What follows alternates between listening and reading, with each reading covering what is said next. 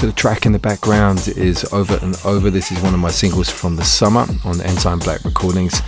And as you can see, I've converted it over to Cubase 7. So the whole point in this particular video is just to show you once again some other aspects of the mixer, which I'm really enjoying at the moment.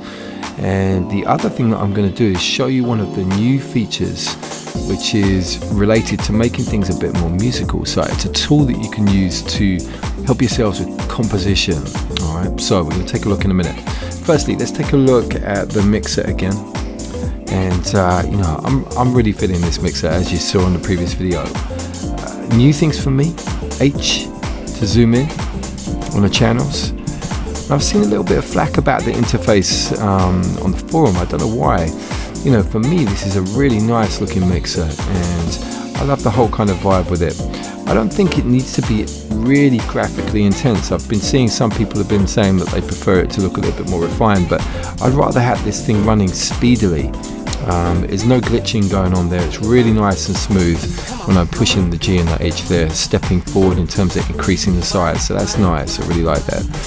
And someone said to me, what about channel types? If you want to take off the MIDI channels, that's something that I've done here. Let me bring these back, make the mixer less cluttered. So let's take that off. You can take off things like the effects returns, any rewire channels if you have them, instrument channels, audio channels. Look, we're just down to the bare bones here. Let's come back to audio, instrument. So it's a really flexible mixer, really nice to be able to see all this stuff and make it very easy to find these. Okay, so that's what's going on there. Now the master over here, so you've got here the ability to take a look at loudness, and we can basically turn this on. It's going to do some analysis and give me some information. All this sort of stuff's really handy for things like mastering. Okay, so back onto the master here, and we've got this RMS level over here as well as the peak. So if you do your reading up on things like mastering, you might be able to understand that a little bit more. Maybe I'll do a video about it one day, but it's really nice to see that here. So this is a new thing. This can be resized. So if you're a bit short-sighted and you're at the other side of the studio, this is going to work for you, especially if you combine it with this as well. Madness.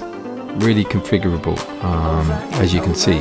So let me just stop the music. I'm just pushing on the wrong focus here. Right, here we go. Right. There's the dub remix.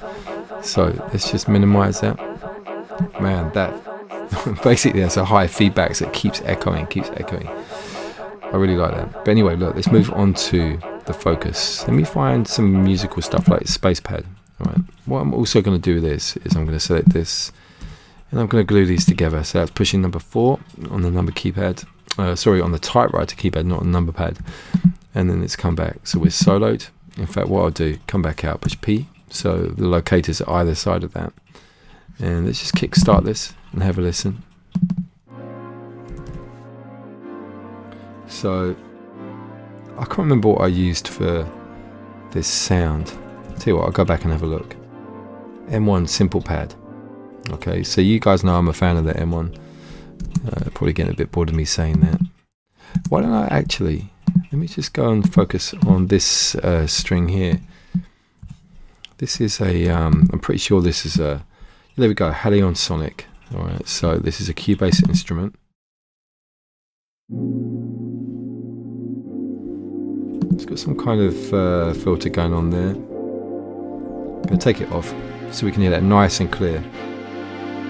Right, this is going to be good. So look, let me just double check I've got this on cycle. There we go.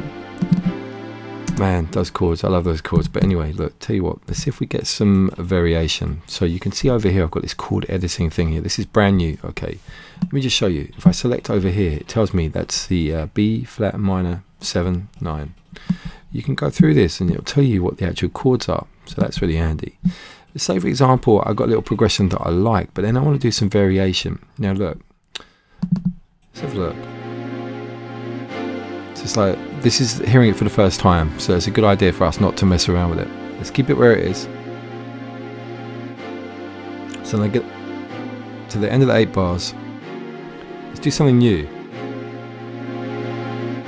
So this one maybe. Let me select this. We come over to the chord editing section and we can do this, like inversions. By the way, that noise is my heating. It's making some strange sounds.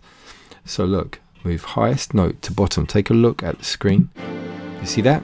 Let's have a listen.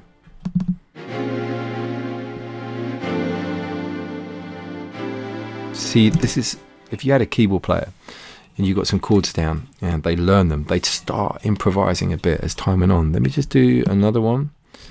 Let's take this, let's do the other way, let's take it up. There we go.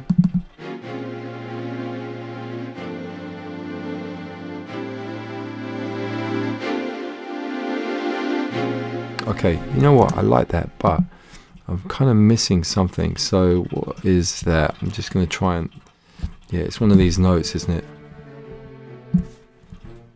Let me see, how many was that? So 1, 2, 3, 4, 1, 2, 3, 4. Let me just copy that.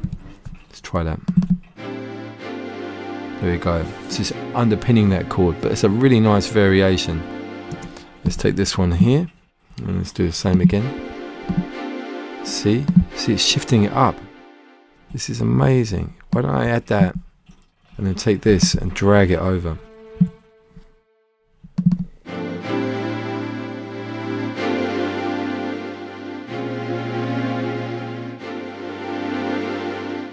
Almost feels like we need to add the same level of complexity up here as well.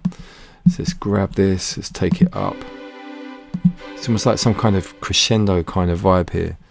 So I could take that chord that we had before and make a copy of that. So let's take over here, let's keep this, sorry, once again it's been a long day. 1, 2, 3, 4, 5, 6, 7. Let's take these notes here. See how that sounds?